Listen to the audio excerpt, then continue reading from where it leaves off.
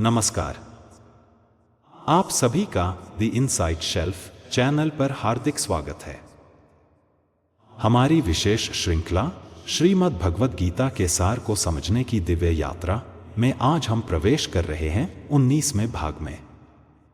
इस भाग में हम अध्याय 4 ज्ञानयोग के श्लोक 1 से 9 तक का अध्ययन करेंगे।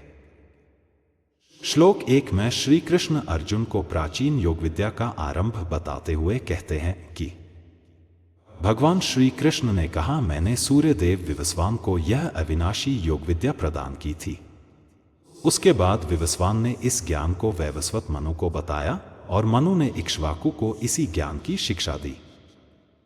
श्लोक 2 में श्री कृष्ण गुरु शिष्य परंपरा की महिमा समझाते हुए कहते हैं कि इस प्रकार हे शत्रु विजय अर्जुन, राजर्षियों ने इस ज्ञान को गुरु शिष्य परंपरा की पद्धति द्वारा प्राप्त की, परंतु कालांतर में यह योग विद्या विलुप्त हो गया।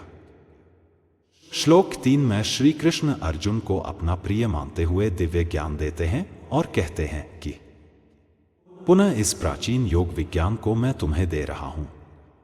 चूंकि तुम मेरे प्रिय मित्र व भक्त हो, तुम उस दिव्य रहस्य को समझ पाओगे जिसकी व्याख्या मैं तुमसे करने जा रहा हूं।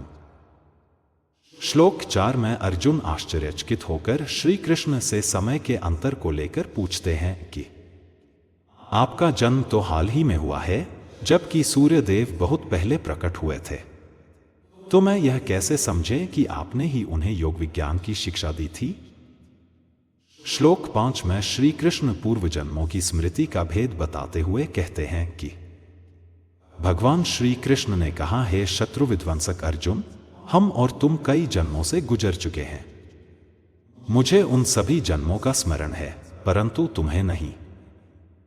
श्लोक 6 में श्री कृष्ण अपनी दिव्य सत्ता और माया से प्रकट होने का रहस्य समझाते हुए कहते हैं कि हालांकि मैं अजात हूं और मेरा स्वरूप अविनाशी है और मैं सर्वेश्वर भी हूं, तब भी अपने भौतिक प्रकृति को अपने अधीन रखकर मैं स्वयं अपनी शक्ति से प्रकट होता हूं। श्लोक 7 में श्री कृष्ण धर्म की रक्षा और अधर्म के नाश हेतु अपने अवतरण का कारण बताते हुए कहते हैं कि हे भरतवंशी, जब जब धर्म का पतन होता है और अधर्म का उत्थान होता है, तब तब मैं स्वयं प्रकट होता हूं। श्लोक 8 में श्री कृष्ण युगों युगों तक धर्म स्थापना का कर्तव्य निभाने की प्रतिज्ञा करते हुए कहते हैं कि पुण्यात्माओं की रक्षा और दुष्कर्मियों के विनाश के लिए एवं धर्म की स्थापना के लिए मैं प्रत्येक युग में आता हूं। श्लोक 9 में श्री कृष्ण अपने दिव्य जन्म और कर्मों को जानने पर मोक्ष की प्राप्ति का रहस्य बताते हैं और कहते हैं कि जो मेरे दिव्य जन्म और कर्मों को समझते हैं, उनका देहांत के पश्चात पुनर्जन्म नहीं होता। हे अर्जुन, वह मेरे पास आते हैं।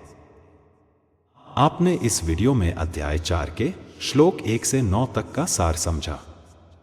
आशा है कि यह ज्ञान आपकी सोच और जीवन में नई दिशा देने वाला सिद्ध होगा। भगवद गीता की यह यात्रा निरंतर चलती रहेगी, ज्ञान से जीवन की ओर, शांति से शक्ति की ओर। जय श्री कृष्ण।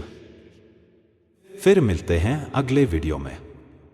अगर आपको यह वीडियो पसंद आया हो तो इसे लाइक करें, शेयर करें और चैनल को सब्सक्राइब करना न भूलें।